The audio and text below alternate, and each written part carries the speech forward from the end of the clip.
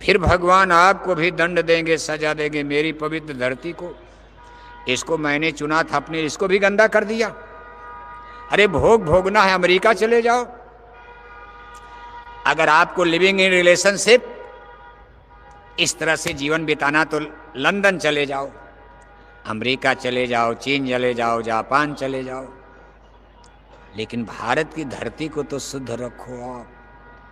यहां कभी भी भगवान आ सकते हैं। और मान लो आप ही गए होंगे तो आप जानोगे कैसे, पहचान पाओगे आप? मान लो उन्होंने कहा भाई जब जब हुई धर्म की हानि, यदा यदा ही धर्मस्य ग्लानिर्भवति भारत अभ्युत्थानमाधर्मस्य तदात्मानं सृजाम्यहम् पारितराय साधूनां विनाशाय च दुष्कृतां धर्म संस्थापनार्थाय संभवामि जुगे जुगे। अगर वो आप ही गए होंगे तो अंधे बहरे हम लोग क्या जानेंगे? अब गुरु महाराज तो सब कुछ बता कर गए, लेकिन सब भूल गए आप। तो देखो आप, चर्चा चल रही थी कलयुग। भगवान योगेश्वर श्री कृष्ण जी ने अवतार लिया, महाभारत का युद्ध हो गया, युग परिवर्तन होने जा रहा, द्वापर जाने वाला, कलयुग आने वाला। उस समय के योगी पुरुष वेद व्यास वगैरह सब जान रहे हैं। भगवान श्री कृष्ण तो भगवान अंतर्जामी योगेश्वर पुरुष, वो भी जान रहे हैं कि युग परिवर्तन होने वाला। सारे राजाओं का नाश करना अब जरूरी हो चुका है, क्योंकि यहाँ सृजन और विनाश तो चलता रहता। दिन के बाद रात, रात के बाद दिन, बनना के बाद बिगड़ना, जन्म के बाद मरना। तो भाई अब द्वापर के बाद कलयुग लगने वाला है। उजाड़ो नगर, खत्म करो इनको, एक नया सृजन होगा।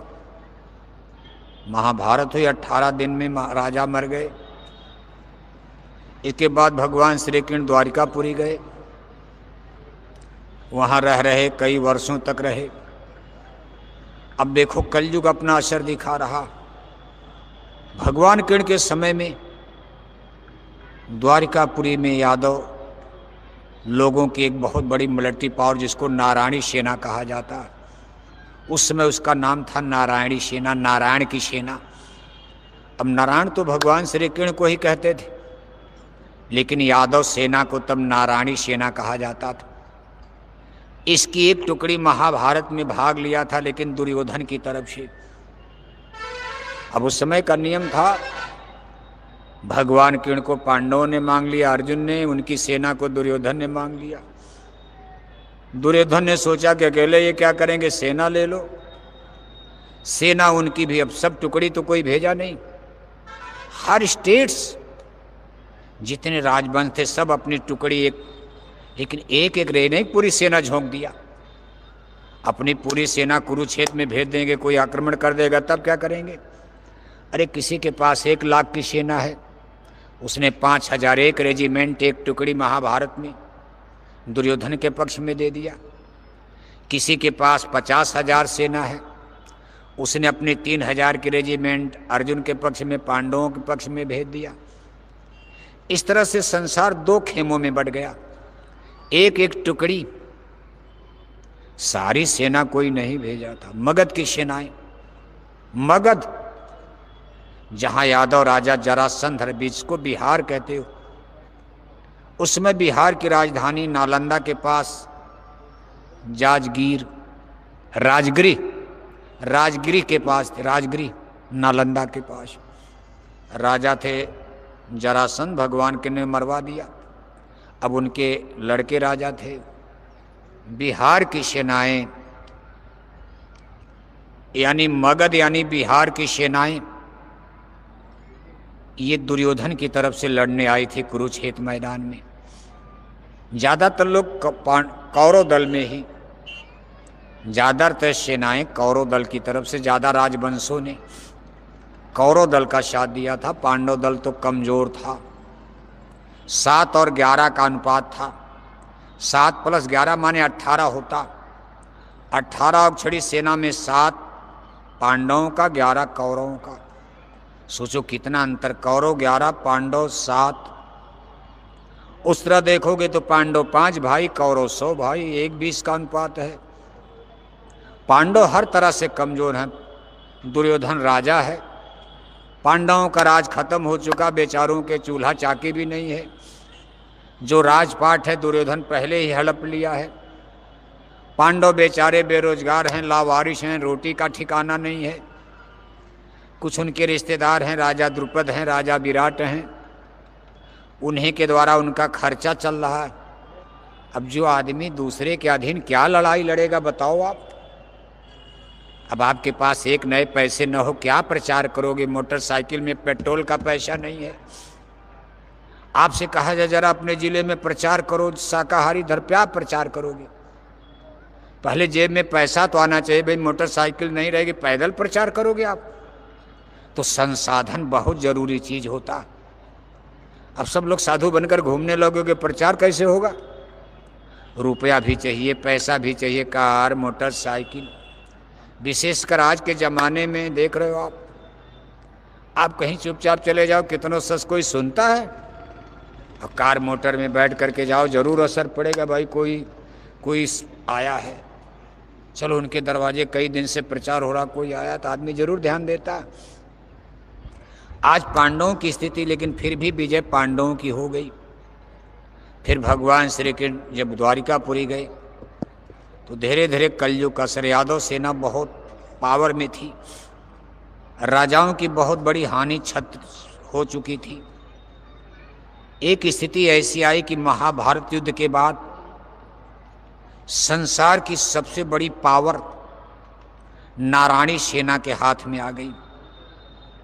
इतिहास के पन्ने बताते हैं कि महाभारत युद्ध के बाद संसार की सबसे बड़ी सुपर पावर द्वारिकापुरी की नारायणी सेना हो गई थी। सारा संसार इससे कांपता था। लेकिन चूंकि इसकी लीडरशिप एक बहुत बड़े महापुरुष के हाथ में थी, योगेश्वर श्री कृष्ण उसके यानी एक तरह से लीडरशिप उनका नेतृत्व कर रहे थे, इसलिए उन्होंने कोई जुर्म अत्याचार नहीं होने दिया। नहीं तो लेकिन आगे चल करके जब भगवान कृष्ण का बुढ़ापा आ गया तो बुढ़ापे में देख रहे हो आदमी जल्दी बात नहीं सुनते। नई पीढ़ी के लोग, जदवंशियों की जो नई जनरेशन थी, यादव कुमार, जो नई पीढ़ी के लोग थे, बुराई में गिरने लगे। बलदाऊ और भगवान कृष्ण बुढ़ापे में थे, समझा रहे हैं। भगवान कृष्ण को बाद में पता चला कि महाराज, जिसके लिए इतना बड़ा आपने त्याग किया, बलिदान किया, राजाओं को मरवाया, आपके ही कुल परिवार में अब हमारी नई पीढ़ी के बच्चे शराब पी रहे हैं। पता चला ये लोग मांस भी खाने लगे। समुद्र के किनारे बस गए थे, द्वारिकापुरी मछली मिलना, समुद्र में मछली भी मिलना आसान हो गया था। अब भगवान के तो अंतर्जामी होते देख रहे हैं, कलयुग लग रहा है। भगवान के ने बलदाऊ को बुला कर इनको समझाओ, मैं इनको माफ नहीं करूंगी, मेरी बिरादरी के तो क्षमा कर दूंगा, इनको भी दंड दिया जाएगा गलती के कारण, नहीं तो मुझ पर पक्षपात का आरोप लगेगा। कि भगवान कृष्ण भी जातिवादी थे, राजाओं को तो मरवा दिया और यादवों को कैसे छोड़ दिया उन्होंने इसी गलती पर। लेकिन लोग नहीं माने। इसमें भगवान कृष्ण के कुछ पुत्र भी, बताओ, समय चक्र देखो, कलयुग का प्रभाव देखो। भगवान कृष्ण के लड़के ही उसमें थे, उस गोल में 59 लड़के थे भगवान कृष्ण के पास, 8 रानियां थी, 59 पुत्र थे। ये 16,000 गोपिकाएं जो सुनते, ये नहीं, 16,000 गोपिकाएं तो उनकी भक्त थी। इनसे उनका कोई शारीरिक, जैसे राधा का नाम सुनते हो, राधा से उनका कोई शारीरिक संबंध नहीं था, आत्मा का, ब्रह्म और जीव का रिश्ता था, जैसे भगवान और भक्त का रिश्ता था। कि नंदगांव, गोकुल, वृंदावन, बरसाना की गोपिकाएं ये उनकी भक्त थी। ये भक्त और भगवान का पवित्र रिश्ता था। जिनसे उन्होंने शरीर का रिश्ता किया, ये रानियां 8 थी, जैसे सतभामा हैं, रुक्मिणी हैं, जामवंती हैं, ऐसे उनकी 8 रानियां, 8 रानियों से 59 पुत्र पैदा हुए। द्वारिकापुरी, द्वारिकापुरी राजधानी, मथुरा से द्वारिका चले गए थे। यहाँ से भगा दिया लोगों ने, खदेड़ दिया। द्वारिका चले गए थे, आज मथुरा में पूजा करते हैं, लेकिन उस समय लोगों ने यहाँ से और चले गए द्वारिकापुरी, वहाँ रहने, समुद्र के किनारे द्वारिका। इस समय तो द्वारिका समुद्र में डूब गई, भूकंप आया डूब गई, लेकिन आज भी उसका अवशेष जमीन में पाया गया है। द्वारिकापुरी समुद्र में चली गई, भूकंप आ गया। भगवान के ने बालदाऊ से कहा भाई इनको समझाओ, बहुत समझाया गया, नहीं माने। फिर भगवान के ने दुर्वासा ऋषि के नेतृत्व में एक साधु सम्मेलन कराने का प्रयास किया, सत्संग। कभी हो सकता सत्संग से इनका सुधार हो जाए, कुछ दिन तक सत्संग चले। बहुत बड़ा आयोजन द्वारिकापुरी में कराने की योजना, और उसका भार दिया गया गुरु दुर्वासा के। भगवान किरण के गुरु थे। गुरु दुर्वासा का भी जन्म यादव वंश में हुआ था। ये 4 भाई थे, और आज का पूर्वी उत्तर प्रदेश, उधर इन लोगों के आश्रम आज भी बने हुए हैं। लेकिन अब ऋषि मुनि हैं, हर जगह घुमा करते थे। गुरु दुर्वासा भगवान श्री कृष्ण के आध्यात्मिक गुरु थे। भौतिक गुरु तो उनके संदीपनी ऋषि उज्जैनी नगरी में, जहाँ विप्र सुदामा भी पढ़ते थे। भगवान कृष्ण की दोस्ती सुदामा की वहीं हुई थी। ये उज्जैनी गुरुकुल में भौतिक विद्या, जैसे आपने काका गागा ABCD अलग स्कूल, और आध्यात्मिक रूप से आप मथुरा में गुरु महाराज के पास, महाराज जी के पास आए। बाकी आपका हिंदी, अंग्रेजी, फिजिक्स, केमिस्ट्री वो मास्टर अलग ही अलग। ऐसे भगवान किरण के भौतिक शिक्षा, उसे भगवान को कोई ज्ञान थोड़ा लेना, लेकिन उन्होंने भी अपना समय काटा। समय का भाई गुरु की महिमा दुनिया जाने समझे, इसके लिए उन लोगों ने भी, राम ने भी गुरु किया, किरण ने भी गुरु किया। बाकी जो भगवान है उनको गुरु करने के, उनको तो खुद ही ज्ञान है। दुनिया को ज्ञान देने वाला क्या ज्ञान कोई देगा उनको। लेकिन फिर भी प्रातः काल उठ के रघुनाथा मात पिता गुरु नाम माता पढ़ते हो आप। 59 लड़कों में कुछ लड़के उनके भी बिगड़ गए। देखो कलयुग का प्रभाव, संगत का प्रभाव। यादव कुमारों के साथ भगवान किरण के भी कुछ लड़के बिगड़ गए। भगवान किरण को बड़ा आघात लगा। और फिर समय ऐसा था, उस समय यदुकुल 56 कोट यानी 56 वर्गों में बढ़ चुका था, जिसको आप गोत्र कहते हो, वंश कहते हो। जैसे आज भी देखो तमाम यादव आपके जगह जगह, सब यादव में शादी नहीं करते। एक घोसी वंश है, एक कमरिया वंश है, ढड़ोर वंश है, एक ग्वाल वंश है, गोपाल वंश है। उसमें यादवों का 56 गोत्र था, और सब मिलाकर एक महासंघ था जिसको यदुवंश, यदुकुल कहा जाता था। और सबके अलग अलग लीडर यानी सरदार हुआ करते थे। इनके नाम हैं जैसे कुकर वंश, भोज वंश, वृश्चिक वंश, ये वंश, सब अलग अलग गोत्र था। भगवान किरण का जन्म वृश्चिक वंश में हुआ, यादव में, वृश्चिक शाखा में।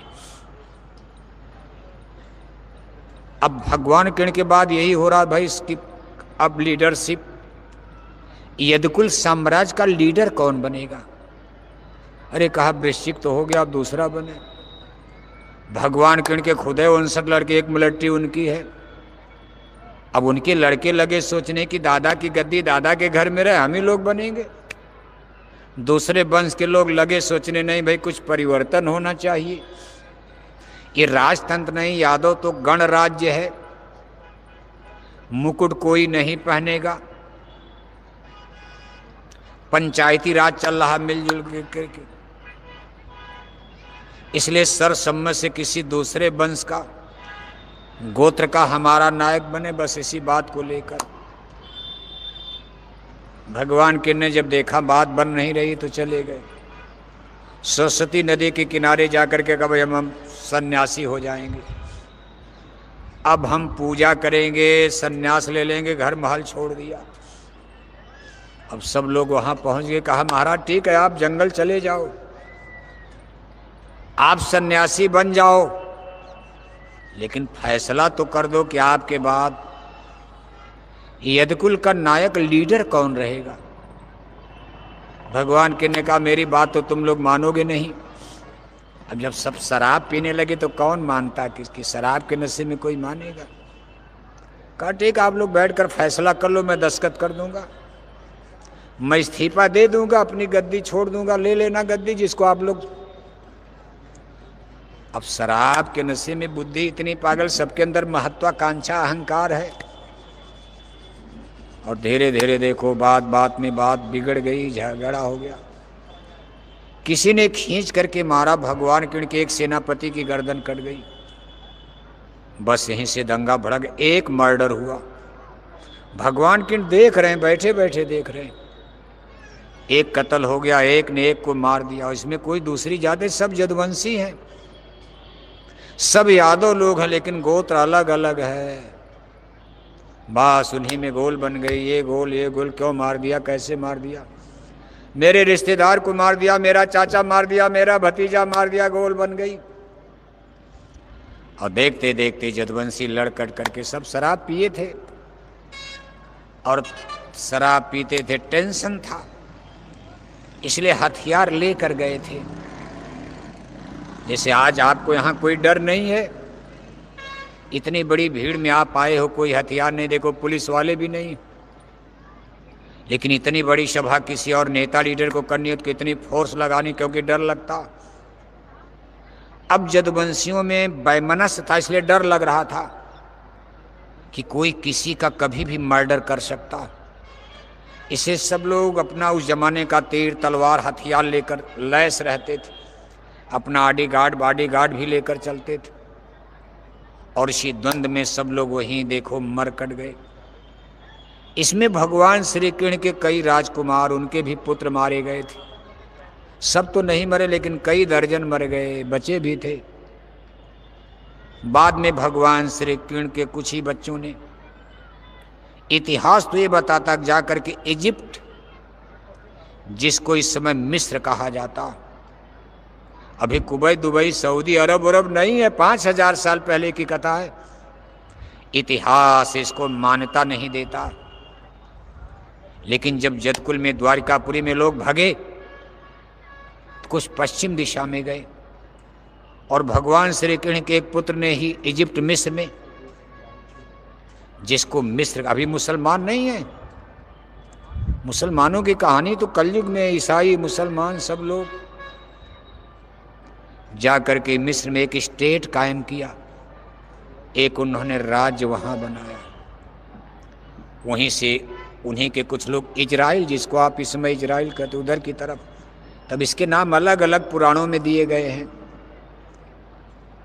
भारत की सल्तनत, भारत की कल्चर, भारत की सिविलाइजेशन, आप विदेश के इतिहास में पढ़ोगे कोई आग की पूजा कर रहा, Europe, America, London, Germany, Japan, कहीं भी पढ़ोगे, कुवैत, दुबई, सऊदी अरब, कहीं आग की पूजा हो रही, कहीं पवन की पूजा हो रही, कहीं पृथ्वी की, वही पूजा जो भारत में होती थी। इसीलिए भारत को the great master of the world, विश्व गुरु कहा जाता। आज न लंदन अमेरिका का नाम आ गया, लेकिन तब लंदन अमेरिका का कहीं नामो निशान नहीं। खैर, कथा आगे बढ़ती है, यदुवंशी मार दिए गए, यदुवंशियों का भी सर्वनाश हो गया, तितर बितर हो गया। यादव शक्ति कमजोर, धरती पर बिल्कुल एकदम अफरा तफरी मच गई। इधर हस्तिनापुर में कुरु वंश में एकमात्र वारिस उत्तराधिकारी परीक्षित, ये मां के गर्भ में जिंदा बच गए थे, नहीं तो ये भी मर गए थे। अश्वत्थामा ने ब्रह्मास्त्र चला दिया था। राजा परीक्षित कौरव पांडव वंश में अकेले बचे, वो भी मां के गर्भ में थे। बाकी उनके सब वंश के लोग, कौरव पांडव सब खत्म। अगर राजा परीक्षित मर जाते तो कुरु वंश ही खत्म था उनका। ये जिंदा बचे थे और बड़े हो गए थे। यही बाद में जब पांडव भगवान कृष्ण के कहने पर जंगल चले गए थे, यही हस्तिनापुर की गद्दी पर बैठे राजा परीक्षित। राजकाज बड़े आराम से चल रहा, धर्मात्मा राजा हैं, पांडव वंश के। अभी तो इतना बड़ा युद्ध के बाद मामला ठीक हुआ, पूरा राजकाज एकदम, जनता सुखी है, संपन्न है। लेकिन राजा परीक्षित के मन में उनके अंदर एक विशेष रूप से चंचलता, उनके मन में कुछ व्याकुलता होने लगी। उनको लगा जैसे हमारा मन कुछ गड़बड़ हो रहा है।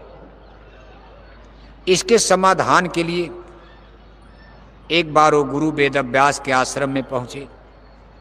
कहा, गुरुदेव, मैं धर्मात्मा राजा हूं, मैं पांडवों का पौत्र हूं, महाराज युधिष्ठिर के वंश में मेरा जन्म हुआ है, धर्मात्मा राजा, लेकिन इन दिनों मेरा मन चंचल हो रहा है। मैं किसी सुंदर स्त्री को देख लेता हूं तो मेरे मन में जैसे कामुकता पैदा हो जाती है। पहले मैं कितनों सुंदर स्त्री हो, मेरे अंदर कोई आकर्षण नहीं होता था, चाहे परी ही आकर के खड़ी हो जाए।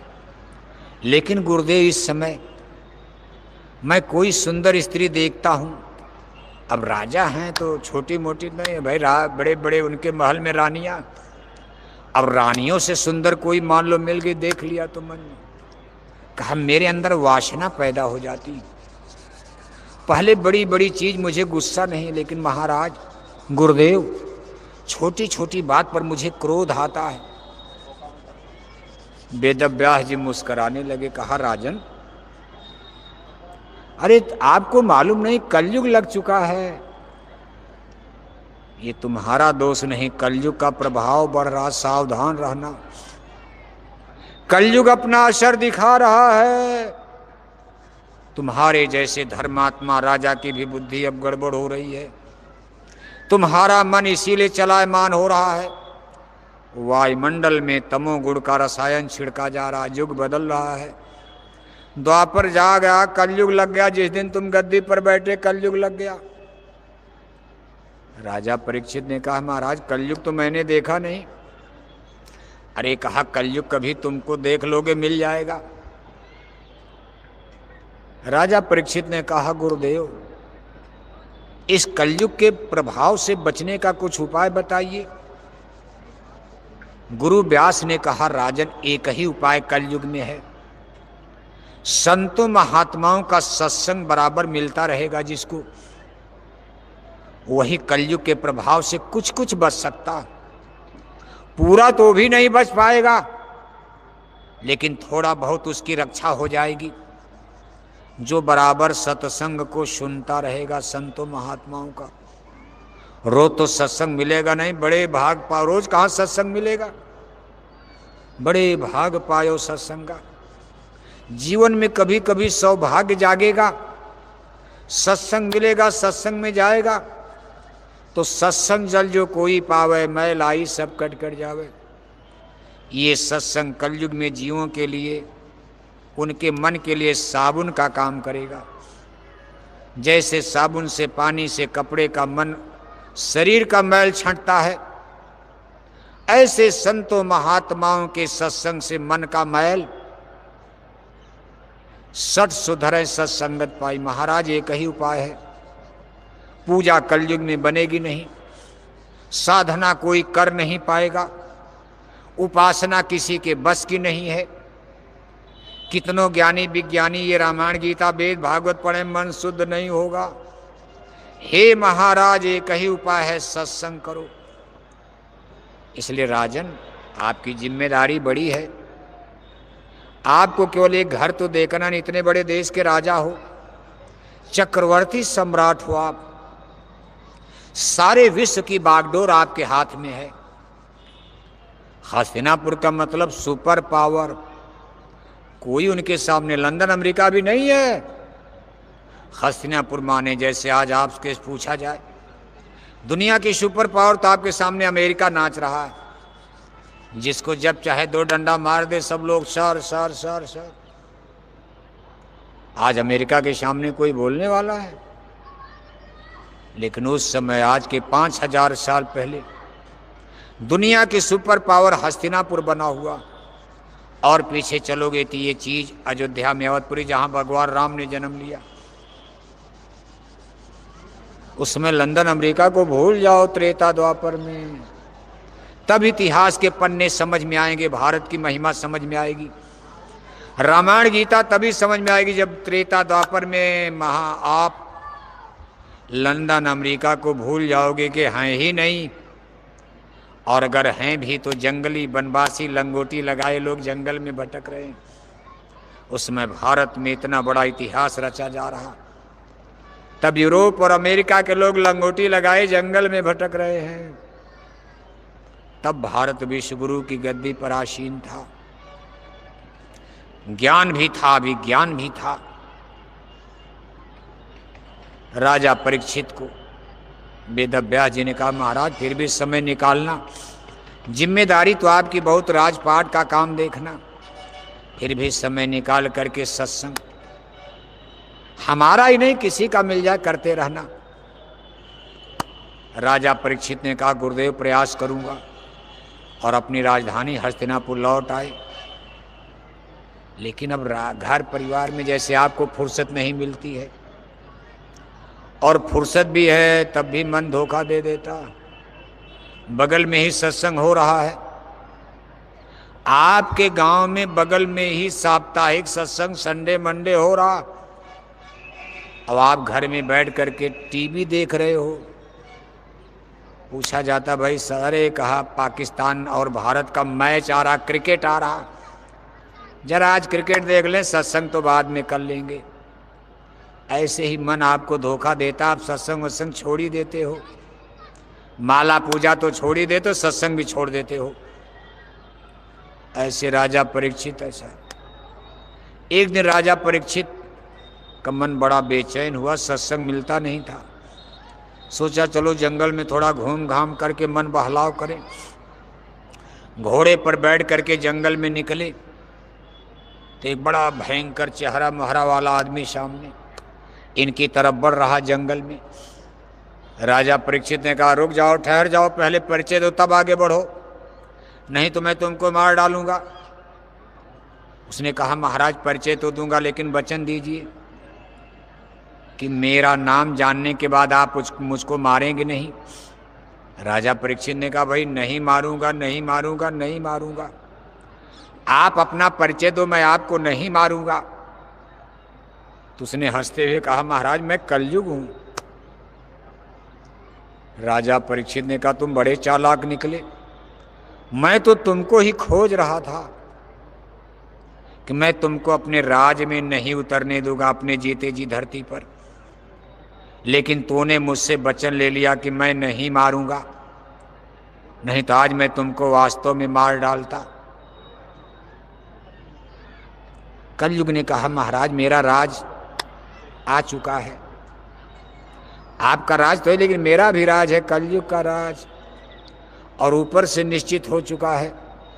हमारे 3 भाई सतयुग त्रेता द्वापर तो गए, अब मैं मृत्यु लोक में उतर चुका हूं, लेकिन मुझे कहीं आपके राज में जगह नहीं मिल रही है।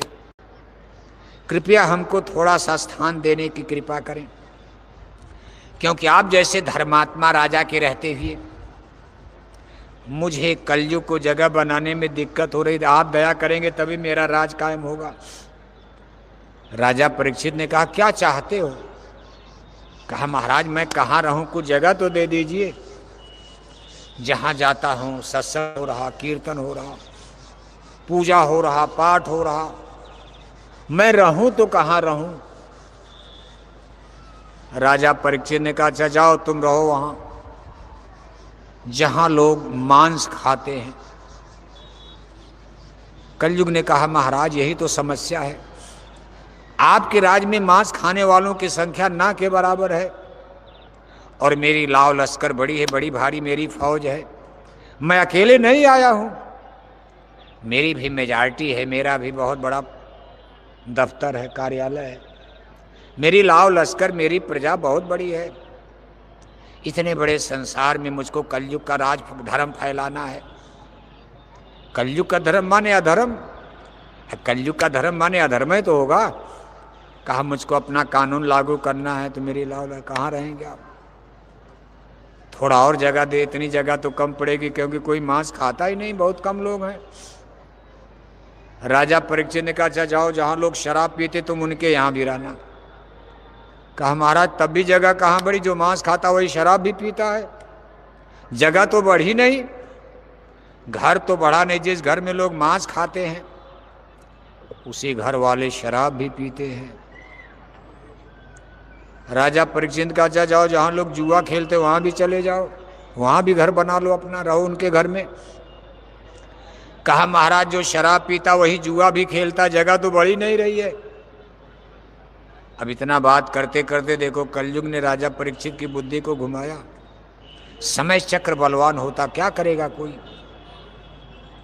राजा ने बिना सोचे समझे कहा दिया अच्छा जाओ, एक जगह मैं तुमको और दे रहा हूं, तुम गोल्ड, गोल्ड माने सोने में भी आवास करो, सोने में भी तुम्हारा निवास रहेगा, सोना चांदी। उस समय की मुद्रा थी, कागज का नोट तो तब था नहीं। कलयुग मुस्कराया।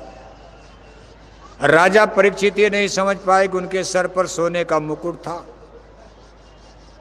कलयुग जोर से ठहाका मार के हंसा, कहा पहले राजे की बुद्धि भ्रष्ट करूंगा।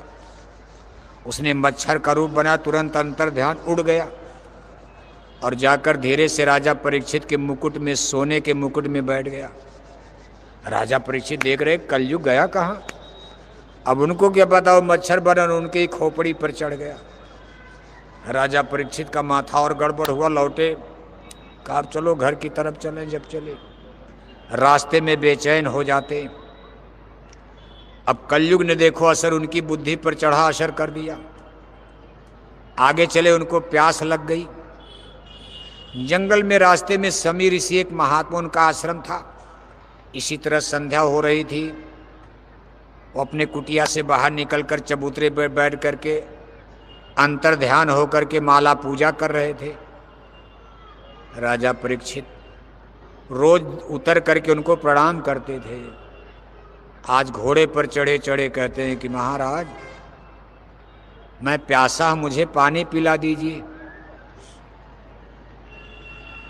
अब कोई अपना ध्यान माला तोड़ेगा? जैसे आप माला कर रहे, कोई आवे तो आप थोड़ा माला तोड़ोगे। वैसे बाबू साहब तो तोड़ ही देते हैं माला, बीच में बुला दी, हाँ फिर शुरू करते हैं। बहुत से लोग तोड़ देते माला वाला, लेकिन जल्दी ज़्यादा लोग नहीं तोड़ते जब तक पूरा ना हो जाए। कितना पूरी सब्जी, पुआ, पकवान, नाश्ता आ जाए, तोड़ना, माला छोड़ना नहीं चाहिए। अब देखो अंतर ध्यान, ध्यान लगाए बैठे। राजा परीक्षित को थोड़ा सा अहंकार आ गया। अब देखो कलयुग का शर। अरे कहा मैं राजा परीक्षित, हस्तिनापुर नरेश, राजा परीक्षित बोल रहा हूं, आप पूजा करो, मैं पानी भी ना मर रहा। तब भी नहीं बोले। तो धनुष के कुंडे से, धनुष का जो नोक था उसे ठोकर मारा उनकी पीठ में। अरे कहा भले आदमी, आपको सुनाई नहीं दे रहा? मैं हस्तिनापुर नरेश बोल रहा हूं और पानी चाहिए, आप पूजा कर रहे हो, तब भी नहीं बोले। तो गुस्से में बगल में देखा तो मरा हुआ सांप एक था। धनुष के नोक पर उठा, उनके गले में माला पहना दिया, कहा लो करो पूजा। जैसे गुस्से में उनके गले में मरा हुआ सांप डाल करके चले गए। खैर जब घर गए, गुस्सा में क्रोध आ गया।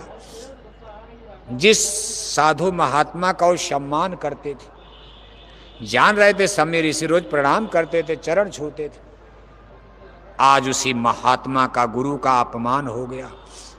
जैसे देश के नेता लीडर जिसका सम्मान करते उसी को जेल में डलवा देते हैं। देखो अब जांच है, वो तो कोर्ट कचहरी अदालत का मामला, लेकिन फिर भी जांच पड़ताल सही करनी चाहिए आपको। हो सकता है निरपराध हो, लेकिन अपनी गद्दी, कुर्सी, अहंकार, गरूर, गुमान, घमंड, कई कोण होता। गुरु महाराज को जेल में डलवा दिया, कौन सी गलती थी? ये बुद्धि भ्रष्ट हो जाती, अहंकार आ जाता। कलयुग का असर देखो।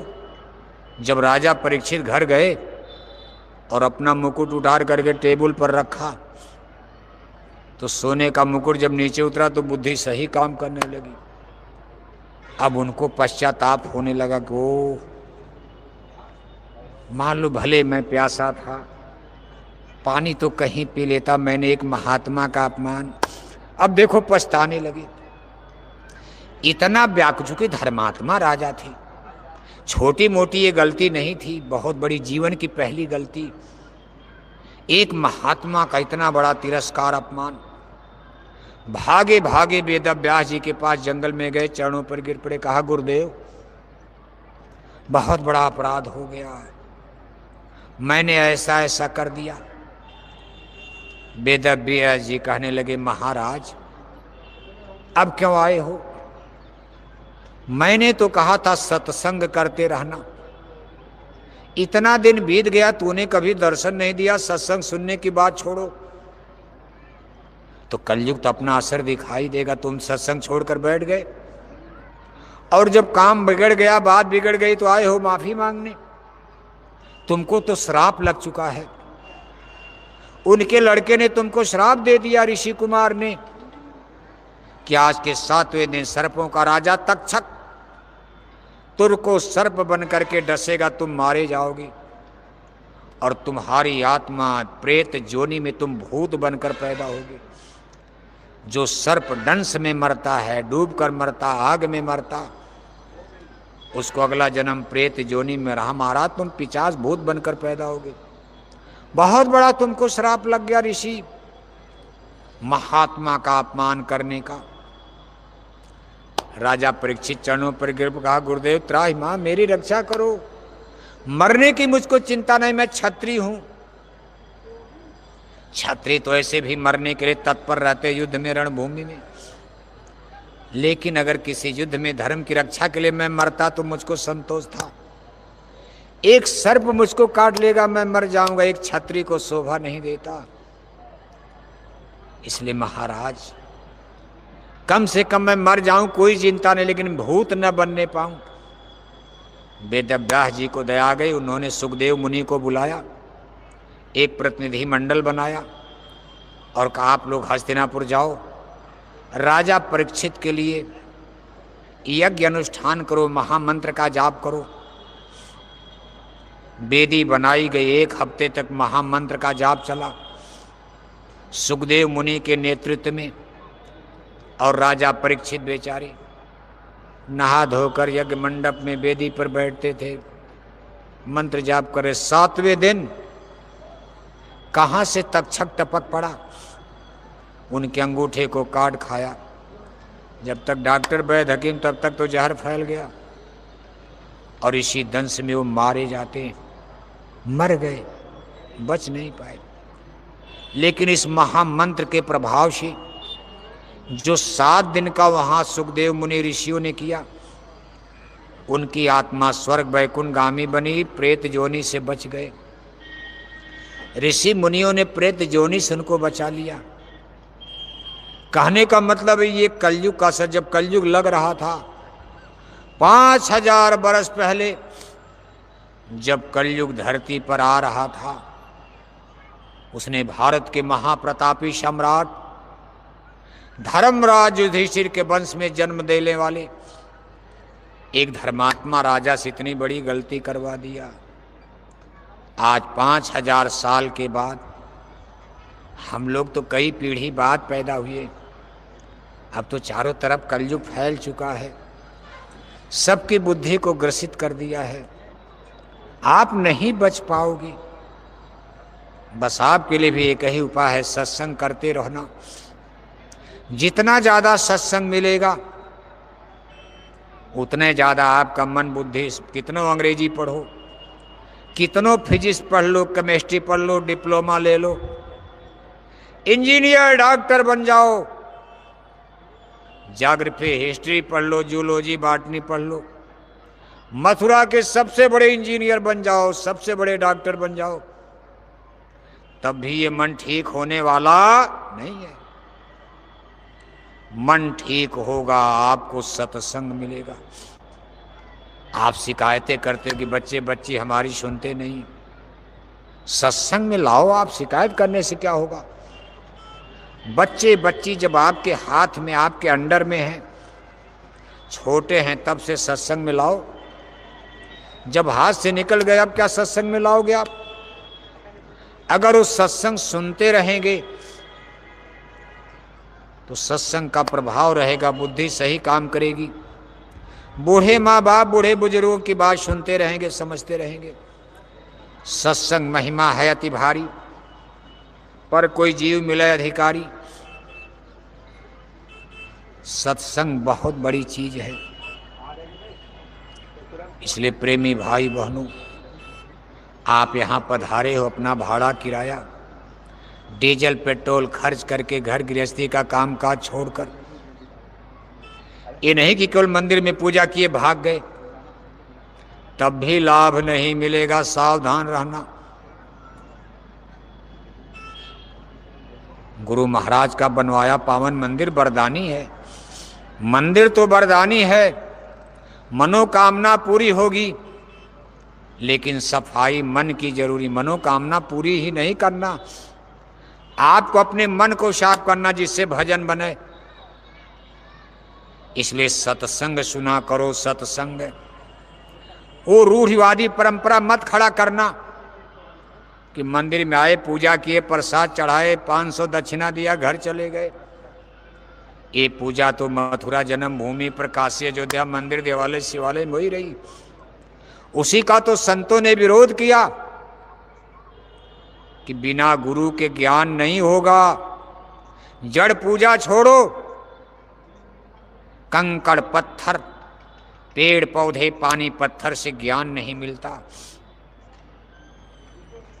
इसलिए कभी आप ये सोचो कि नहीं केवल मंदिर से ही काम चल जाएगा। ये तो निशानी बनाई जाती है, आने वाली पीढ़ियां याद करेंगी। मान लो किताबें गल जाएंगी, सड़ जाएंगी, हम लोग मर जाएंगे, लेकिन मंदिर हजारों हजार साल तक जिंदा रहेगा। दुनिया के लोग आएंगे, जय गुरुदेव नाम देखेंगे, मंदिर के देवता को देखेंगे। और चूंकि मंत्र मूलम गुरुर्वाक्यम, इस मंदिर पर गुरु महाराज का वरदान लगा है कि एक मनोकामना पूरी होगी, जो शाकाहारी बनेंगे, इसलिए लोगों का आकर्षण बढ़ेगा।